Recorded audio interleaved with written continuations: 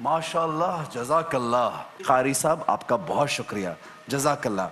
जनाब, सबसे पहले तमाम हाजरीन, तमाम नाजरीन, जहाँ जहाँ पीटीवी की लाइव ट्रांसमिशन देखी जा रही है, पाकिस्तान में, पाकिस्तान से बाहर, यूट्यूब पर, लाइव पीटीवी होम पर, और जिस जिस चैनल पर जिस जिस तरीके से ये ट्रांसमिशन देखी जा रही है, और जो हाजरीन यहाँ मौजूद हैं, आप सबको मेरी जानिब से और पीटीवी की जानिब से अस्सलामु अलैकुम। नाज़रीन गिरामी, आपको खुशामदीद कहते हैं। आज की ख़ास महफिल जो है यकीनन बेहद ख़ास है। रमज़ान के बाबरकत दिन, रमज़ान की बाबरकत घड़ियाँ, रमज़ान की बाबरकत सातें, और उसके साथ साथ हर रोज़ एक ऐसा वाक़या, एक ऐसी बात, एक ऐसी हस्ती का ज़िक्र जिससे हमारी महफिल मुनव्वर होती है। आज हम ज़िक्र करेंगे जंगे बद्र का।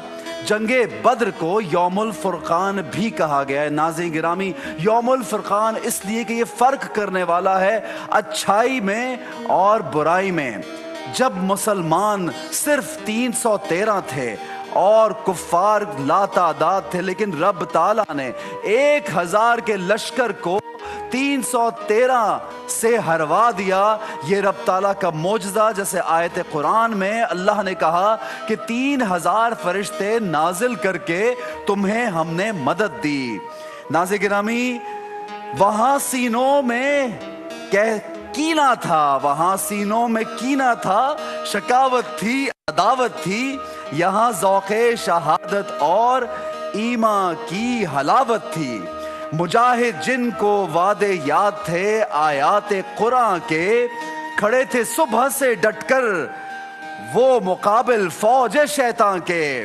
नाज़रीन गिरामी, ये वही मार्का जिसमें रसूल खुदा मुस्तफ़ा सल्लल्लाहु अलैहि वसल्लम और उनके असहाब का जिक्र कुरान पाक में आया, और अल्लाह रब्बुल इज़्ज़त ने बिशारत दी कि ये ख़ास मुजाहिद हैं, ये ख़ास लोग हैं, और ये बख्शे हुए 313 हैं।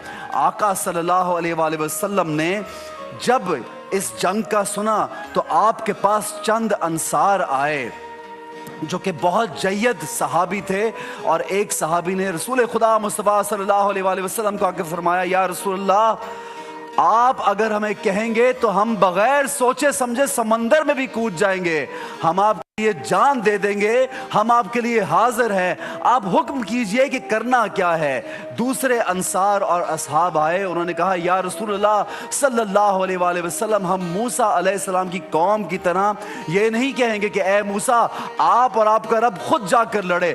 हम या रसूलल्लाह आपके साथ खड़े होंगे, हम आपके दाएं, आपके बाएं, आपके आगे पीछे से आपके साथ जंग करेंगे डट कर। आप तैयारी कीजिए, आप हुक्म दीजिए, आज हम बता देंगे कुफ्फार को कि किस तरह से मुसलमान जब मैदान में उतरता है तो वो किस तरह, किस अंदाज में जंग करता है। ये वो 313 सहाबा जिनका बार बार जिक्र आया। और नाज़रीन गिरामी, आपको ये बताता चलूं कि आज भी 313 का ये जो हिंसा है, इस कदर मुजर्रब नुस्खा है। अगर आप अल्लाह का नाम लेते हैं या कुछ भी पढ़ते हैं और 313 मरतबा पढ़कर जब दुआ करते हैं तो उस दुआ की कोई काट नहीं होती। नाज़रीन गिरामी, ये वही दिन जब अल्लाह ताला ने मुसलमानों को फतह दी और फरिश्ते नाजिल हुए आसमान से, और सहाबा कराम ने और कुफ़ार ने भी ये देखा कि एक शक्ल के, सहाबियों के शक्ल के कई और लोग मौजूद हैं जो दाएं भी हैं, बाएं भी हैं, सामने भी हैं, पीछे भी हैं। ये क्या हो रहा है जंग में? उन्हें ये अंदाज़ा हुआ कि आज तो अल्लाह की नुसरत, अल्लाह की मदद ऊपर से नाजिल हुई है। मुसलमान 313, 70 ऊंट, 60 ज़रें, चंद तलवारें, बेयारो मददगार देखने के हिसाब से कुछ ना था उनके पास, साजो सामान जंगी कुछ ना था। लेकिन और नाज़रीन गिरामी, अगर उन्हें एतक़ाद था, अगर उन्हें यकीन था इस बदर के मैदान में जाने से पहले, जिसकी फुटेज आप टीवी पे देख रहे हैं इस वक्त, अगर उन्हें एतक़ाद था तो सिर्फ और सिर्फ रब ताला की ज़ात पर और रसूल खुदा मुस्तफ़ा सल्लल्लाहु अलैहि वसल्लम की ज़ात पर, कि इस कदर कम साजो सामान के साथ भी हम जाएंगे और कुफ़ार को मुंह की खानी पड़ेगी। नाज़रीन गिरामी, एक ऊंट पर 3-3 मुसलमान सवार थे। عالم یہ تھا کہ رسول خدا مصطفیٰ صلی اللہ علیہ وآلہ وسلم، حضرت علی اور حضرت مرثد، انہوں نے ایک ہی اونٹ پر سواری کی تھی باری باری، یعنی یہ حالات تھے۔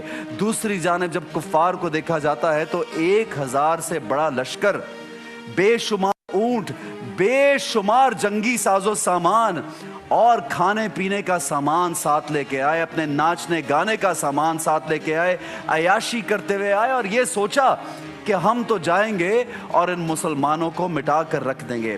ناظرین گرامی، کفار کے وہ بڑے بڑے جید جو لوگ تھے وہ سامنے آئے تو آقا صلی اللہ علیہ وآلہ وسلم نے یہ کہا کہ مکہ نے اپنے پسندیدہ لوگ بھیجے ہیں، یعنی آپ صلی اللہ علیہ وآلہ وسلم نے جب نام سنے کہ کون کون سامنے سے لڑنے آ گیا تو اپنے صحابہ کو کہا کہ یہ موقع ہے کہ مکہ کی طرف سے تو سارے وہ لوگ آ گئے جو وہاں کی شان ہیں، جو ان کے جید لوگ ہیں، جو یہ سمجھتے تھے کہ ہم روند ڈالیں گے مسلمانوں کو، لیکن نہیں جانتے تھے کہ اللہ کی طاقت، اللہ کی نصرت ان مسلمانوں کے ساتھ ہے۔ ناظرین گرامی، 313 صحاب میں کچھ بچے بھی تھے جو آئے۔ جب اعلان ہوا کہ بچے جو ہیں وہ نہیں شامل ہو سکتے تو ایک بچہ بلبلایا، رونے لگا اور کہنے لگا، یا رسول اللہ صلی اللہ علیہ وآلہ وسلم، میری جان و مال آپ پر قربان، یہ کیسے ہو سکتا ہے کہ میں جنگ میں نہ جاؤں؟ بے حد رویا، بے حد اصرار کیا۔ رسول خدا صلی اللہ علیہ وآلہ وسلم کا دامن پکڑ کے چھوڑا نہیں، آپ صلی اللہ علیہ وآلہ وسلم نے اس بچے کو بھی اپنے ساتھ شامل کیا۔ ناظرین گرامی، جب اور لوگوں نے اس قافلے میں شامل ہونا چاہا، یعنی اس 313 کے نمبر میں شامل ہونا چاہا، تو آپ صلی اللہ علیہ وآلہ وسلم نے ان کو منع فرمایا، اور کیونکہ وعدہ کر کے وہ آئے تھے کہ ہم لشکر میں شریک نہیں ہوں گے، تو آپ صلی اللہ علیہ وآلہ وسلم نے ان کو شامل نہیں کیا۔ آپ نے کہا کہ مجھے یہی تعداد چاہیے 313 کی۔ جب جنگ کا آغاز ہوتا ہے، ایک واقعہ جو میری نظر سے گزرتا ہے، کفار کے بڑے بڑے جو پہلوان ہیں وہ سامنے آتے ہیں اسی جنگ بدر کے میدان میں، جو آپ سکرین پہ ابھی دیکھ رہے تھے۔ آپ کچھ دیر کے لیے اگر وہاں پہنچے، سوچئے، دیکھیے کہ کتنے بڑے بڑے وہاں کے پہلوان، عتبہ، شیبہ اور ولید، یہ 3 وہاں کے بہت مشہور پہلوان، انہوں نے آ کے للکارا مسلمانوں کو، انہوں نے کہا، ہے کوئی ہم سے جنگ کرنے والا؟